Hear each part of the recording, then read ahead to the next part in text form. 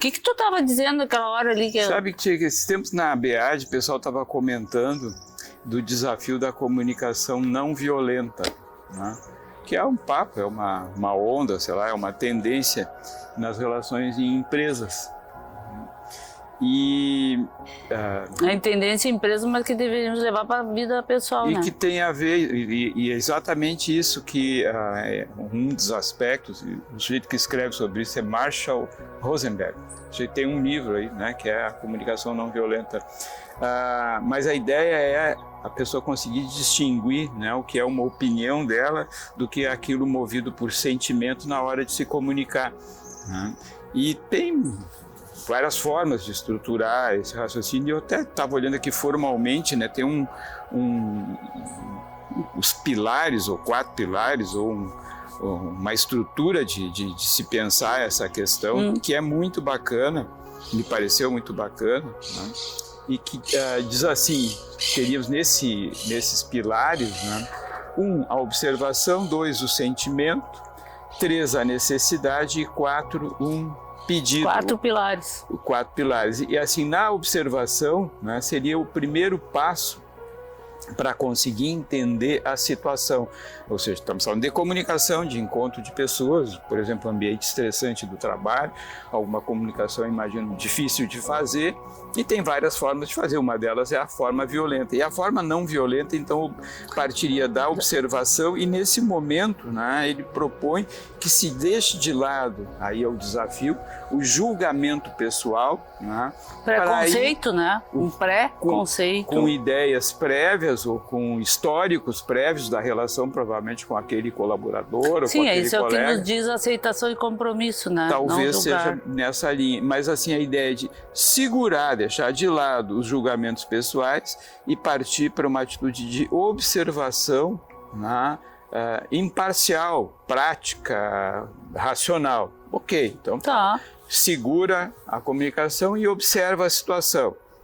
Estou imaginando que é, por exemplo, um funcionário, ou um colaborador, ou um colega tomando uma atitude que, do ponto de vista do negócio, sei lá, do andamento da rotina ou das relações interpessoais, merece algum tipo de reparo. É como eu estava brincando contigo aquela hora. Tudo que eu falei hoje, tu botou defeito? Então, uma atitude minha seria, talvez nesse raciocínio, uma resposta rápida. Cara, eu estou só comentando no meu intuito. Aí, se eu segurar essa minha primeira resposta, eu vou observar o que está havendo. Talvez a gente possa chegar a uma comunicação onde, olha que bacana, eu mapeio os meus sentimentos, eu identifico, eu penso minhas emoções, né, que aquela situação está provocando, por exemplo, a tua queixa, né? Aí, né, tudo que eu digo, tu bota defeito, né? Por exemplo, pode me produzir raiva, isso, estou só tentando colaborar e ela está me crocodilando, né? Indignação, tristeza, né? E a reação aqui, então, ele chama a atenção, é de responsabilidade de quem tem o sentimento, tu não pode te omitir. Não, mas foi no calor da situação. Continua sendo tua responsabilidade a reação, ou seja, a comunicação.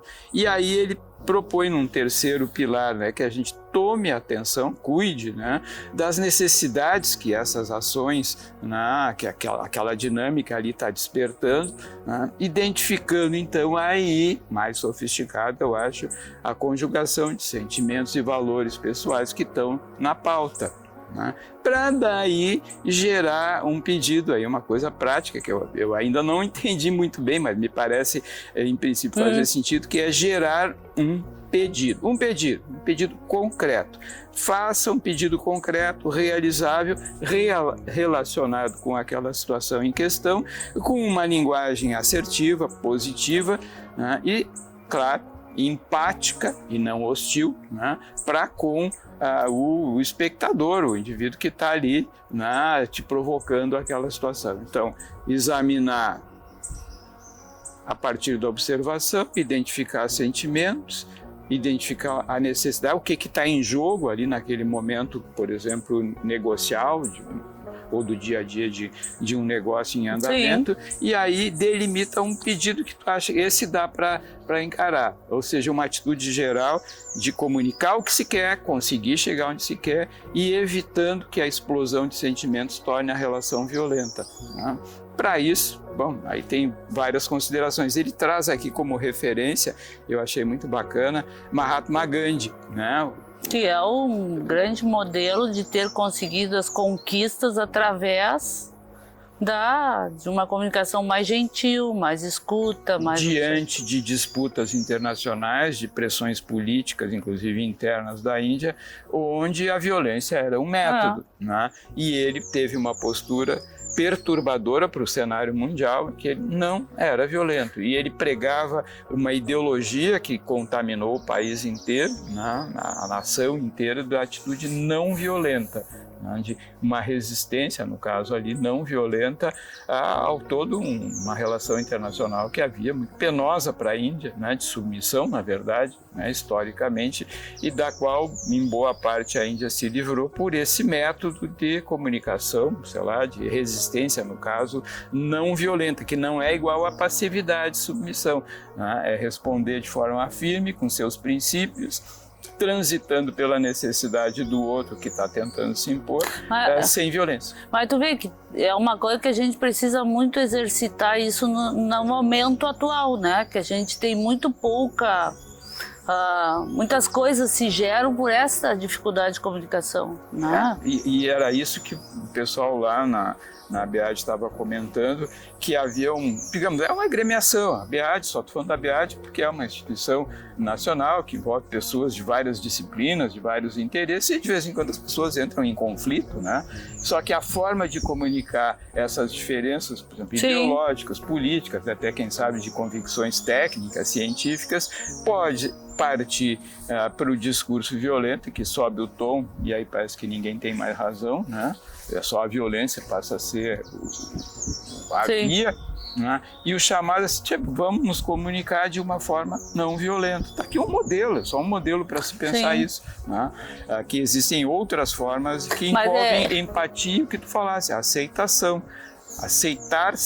Aceitar, por exemplo, que eu estou com raiva. E é bom, estou com raiva, então vou expressar essa raiva, mas vamos ver se dá para negociar internamente e satisfazer alguma necessidade minha sem que eu tenha que ir para a expressão da raiva, que é violência. Mas se nós pensarmos, né, claro, a tendência natural é eu tentar achar conhecimento pessoal para poder entender um pouco esse raciocínio, né? Então, pensando do jeito que eu penso cognitivamente, né, aquela situação e que permeia nossas reações muito das nossas crenças pessoais, do nosso jeito, né? Porque se eu achar que tu tá querendo ser melhor do que eu, no caso, eu vou ter um sentimento contigo. Se eu achar que, bom, é o nosso jeito e a gente tá sempre um se metendo no outro, né, assim, na conversa do outro, é uma outra reação.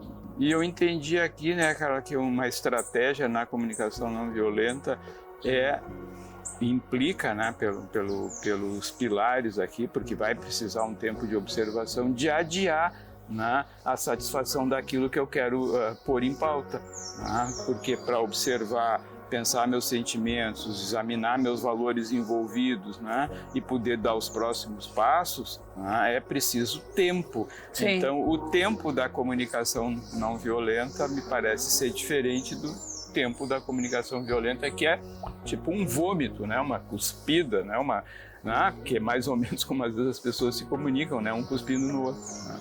E às vezes até literalmente, né, duas pessoas discutindo, perdigoto para os dois lados o tempo inteiro. Mas eu acho que é extremamente importante a difusão desse conceito, né, dessa ideia que, bom, tu disseste, vem lá de Gandhi, então tá aí pra gente assimilar, talvez, novas formas de falar o mesmo tema para ser mais palatável ou mais contemporâneo. Eu estava pensando no contexto que a gente começa a se ensaiar, né, no cenário nacional aí da vida política, se ativar com debates, né, acalorados e, claro, ano que vem, ano eleitoral, isso vai se intensificar de forma dramática, né? E quando na política isso, lembrando de Gandhi, né, isso aqui é usado, me parece que o processo civilizatório sobe. Evolui, né? Porque para fazer isso aqui é preciso também pensar sentimentos e motivos do interlocutor. E aí, para autoritários, isso aqui não se aplica muito facilmente. Né? Não, e é uma mudança de paradigmático, né? Uma mudança de paradigma pessoal de cada um de nós, né? E aí, pensando na instituição, né? Na preservação e no crescimento de uma instituição, a comunicação não violenta, ela vai fazer com que mais ideias transitem, portanto, mais pessoas transitem e se enriqueça a instituição, em vez de, por exemplo, a instituição expelir alguém porque tem um estilo comunicacional hostil, não é capaz de transitar pela ideia básica de, né, observar antes de dar, né, a primeira resposta. Enfim, não sei se eu estou devaneando, mas me parece que isso aqui inspira, e em Gandhi inspira a ideia de um processo civilizatório mais sofisticado. E é uma mudança social importante que nós precisamos, né? Porque aí tu tem o respeito do outro, tu tem a empatia, tu tem o olhar atento, tu tem a visão sem preconceito, sem julgamento. Depende muito da gente como tá olhando a situação, né? Bem pessoal, assim. Se eu quero uma comunicação não violenta, tem que começar por mim, né? O primeiro passo é observar o que está se passando, tentando segurar sentimentos e juízos de valor.